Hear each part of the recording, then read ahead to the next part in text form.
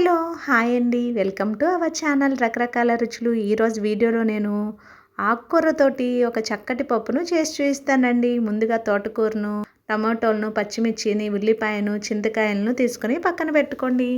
ఒక కుక్కర్‌ను తీసుకొని అందులో టీ గ్లాస్‌లో సగము కందిపప్పును, ఇంకొక సగము పెసరపప్పును తీసుకొని శుభ్రంగా వాష్ చేసుకొని పక్కన పెట్టుకొని ఒక గ్లాస్ వాటర్ పోసుకొని పక్కన కాసేపు నానబెట్టుకోండి. పప్పు ఇలా కాసేపు నానబెట్టుకోవడం వలన త్వరగా ఉడుకుతుంది.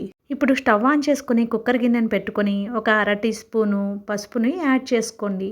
పావు టీ స్పూను నెయ్యిని కూడా యాడ్ చేసుకోవడం వలన పప్పు చక్కగా మెత్తగా ఉడుకుతుంది. అలాగే ముందుగా కట్ చేసి పెట్టుకున్న ఉల్లిపాయ ముక్కలను, పచ్చిమిర్చి ముక్కలను కూడా యాడ్ చేసుకోండి.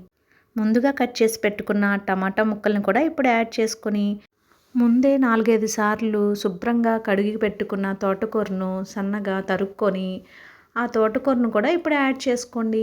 నేను ఇక్కడ మీడియం సైజు తోటకూర కట్టను యాడ్ చేశాను. తోటకూర కూడా వేసుకున్న తర్వాత గెరిటితోటి చక్కగా కలుపుకొని ఇందాక మనము చింతకాయ తీసుకున్నాం కదండి, అందులో సీడ్స్ తీసేసి ఇలా సన్నగా ముక్కలుగా కట్ చేసి పప్పులో వేసుకోండి. ఇలా చింతకాయను వాడుతున్నాం కాబట్టి మనం ఇందులో చింతపండు కానీ, నిమ్మకాయ కానీ ఇంకా వేరే ఏమీ యూజ్ చేయము. ఈ చింతకాయ పులుపుతోటి తోటకూర పప్పు సూపర్గా ఉంటుంది. ఇప్పుడు ఒక పావు గ్లాసు నీళ్ళు కూడా యాడ్ చేసుకొని కూరకు తగినంత కారము, ఇక్కడ నేను 2, 3 స్పూన్ల కారాన్ని యాడ్ చేశాను. అలాగే ఉప్పును కూడా మీకు రుచికి సరిపడినంత యాడ్ చేసుకోండి. ముందే ఉప్పు యాడ్ చేయడం వలన పప్పు ఉడకదేమో అన్న డౌట్ అవసరం లేదు. చక్కగా ఉడుకుతుంది పప్పు కుక్కర్లో.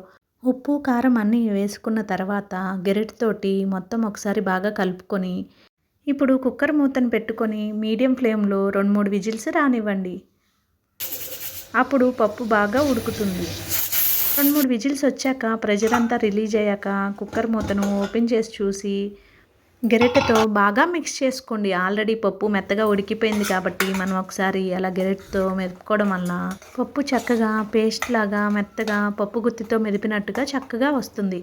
ఇప్పుడు ఈ పప్పుకి మనము తిరగమాత పెట్టుకుందాము. ముందుగా స్టవ్ ఆన్ చేసుకొని ఒక గిన్నె పెట్టుకొని అందులో 2, 3 స్పూన్ల ఆయిల్ని వేసుకొని నూనె వేడెక్కాక ఒక స్పూను శనగపప్పు, ఒక టీ స్పూను మినపప్పు, అలాగే ఒక అర టీ స్పూన్ జీలకర్ర, అర టీ స్పూను ఆవాలను కూడా యాడ్ చేసుకొని ఇంగువని యాడ్ చేసుకున్నాను. ఇక్కడ మీరు అవసరమైతే వెల్లుల్లి యాడ్ చేసుకోండి. ఇష్టమైన వారు ఎండుమిర్చిని కూడా యాడ్ చేసుకోవచ్చు. తర్వాత కరివేపాకు కూడా యాడ్ చేసుకొని ముందుగానే ఉడకబెట్టి పెట్టుకున్న పప్పును కూడా యాడ్ చేసుకుని బాగా మిక్స్ చేసుకుందాము. పప్పు మరీ గట్టిగా పలుచగా లేకుండా కొంచెం పావు గ్లాసు వాటర్ను కూడా యాడ్ చేసుకోండి. తర్వాత కాసేపు 4, 5 నిమిషాలు మూత పెట్టుకొని ఉడికించుకొని స్టవ్ ఆఫ్ చేసుకొని ఒక గిన్నెలోకి ట్రాన్స్ఫర్ చేసుకొని సర్వ్ చేసుకోవడమే. ఈ పచ్చి చింతకాయ తోటకూర పప్పు ఈ సీజన్లో చింతకాయలు బాగా దొరుకుతాయి కాబట్టి ఒకసారి మీరు కూడా ట్రై చేయండి. మీకు కనుక నచ్చినట్లయితే మన రకరకాల రుచులు ఛానల్ని సబ్స్క్రైబ్ చేసుకొని వీడియోని లైక్ చేయండి. మీరు లైక్ చేయడం వలన మనది కొత్త ఛానల్ కాబట్టి మరికొంతమందికి రీచ్ అవుతుంది. అలాగే సబ్స్క్రైబ్ చేసి సపోర్ట్ చేయండి. Thank you for watching our channel రకరకాల రుచులు.